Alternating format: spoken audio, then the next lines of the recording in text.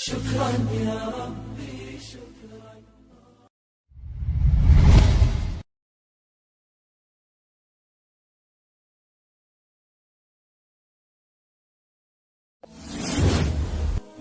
Assalamualaikum warahmatullahi wabarakatuh. Ziarah kubur yang selalu dilakukan kaum muslimin saat lebaran atau idul fitri telah usai. Namun kebiasaan itu tetap terjaga.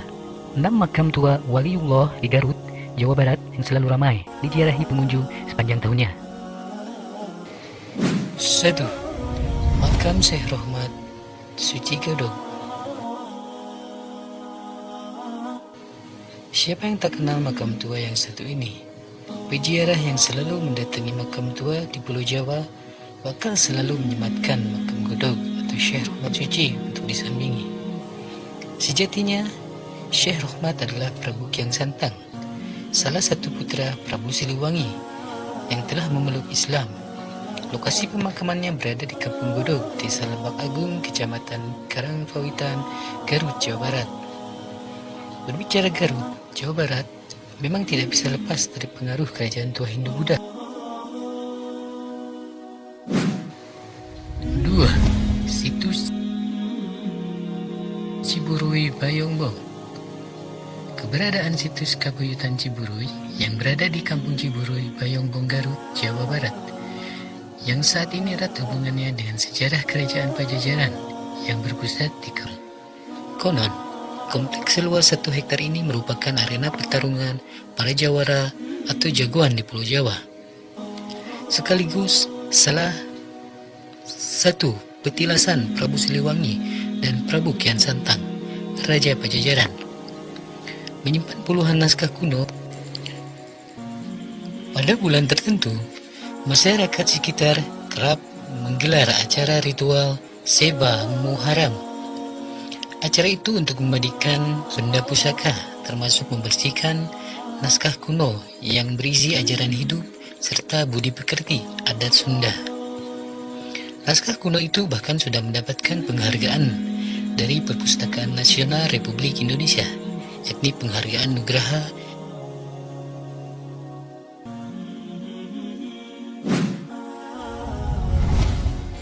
3. Makam Senopati Arif Muhammad, Leles. Salah satu makam tua yang selalu diziarahi warga adalah makam Panembahan Senopati Arif Muhammad di Komplek Candi Cangkuang, Leles, Garut, Jawa Barat. Sang wali merupakan panglima perang Kerajaan Mataram yang diutus kerajaan menyebarkan agama Islam di sana.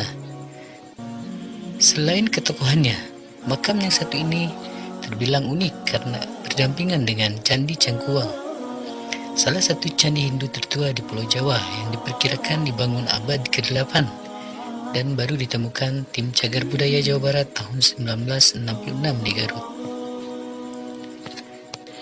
Ajaran Arif Muhammad selaku Muslim yang taat memberi banyak pelajaran yang mendasar untuk mewujudkan hidup rukun terhadap semua perbedaan. Beliau mengajarkan Islam, tapi tidak menyinggung kebiasaan masyarakat Cangkuang yang masih hidup atau beragama Hindu saat itu. Salah satu wujud toleransi, Arif hanya menyebarkan agama Islam pada hari-hari tertentu, ketika warga sekitar tidak sedang menyembah dewa Siwa yang berada di dalam candi. 4. Pangeran Papak Cip. Nama makam waliullah ini sejatinya adalah Raden Wangsa Muhammad, namun masyarakat sekitar lebih populer menyebutnya Pangeran Papak. Sebutan Papak merujuk pada jari tengah dan telunjuknya yang konon sejajar atau papak dalam bahasa Sunda. Ada juga cerita menyebutkan Papak buat Raden Wangsa Muhammad karena sikap dan prinsip beliau yang tanpa pandang bulu atau sama dalam memperlakukan orang tanpa membeda-bedakan status sosialnya. Sosok yang satu ini adalah penyebar ajaran Islam di Tanah Garut dan dimakamkan di dekat Sumur 7 Cinunuk. Konon mata air yang cukup bening dan segar ini Salah satu ajaran Pangeran Papak yang selalu ingat masyarakat sekitar adalah agar hati selalu tentram, ulah ngingu kabingung, miara kasusah, sangkan ayadina kagumbiraan manah. Atau artinya jangan memelihara keresahan hati, sehingga selalu ada dalam keceriaan hati juga selalu.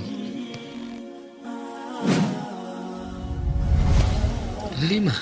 Sunan Cipancar, Limbangan.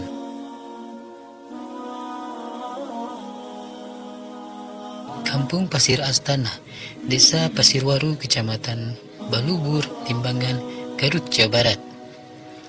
Tokoh yang satu ini merupakan cucu dari Prabu Siliwangi, Raja Pajajaran, sekaligus ulama penyebar agama Islam yang kelak kerap melahirkan keturunan bupati di Kabupaten Garut.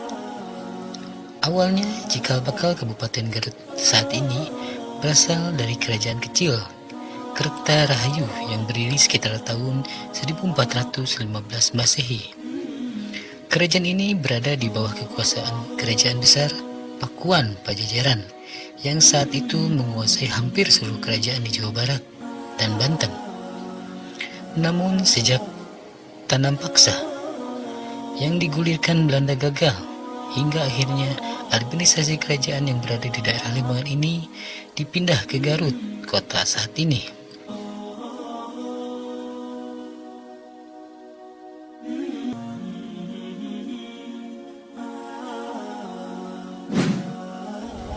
Nah, Sunan Haruman.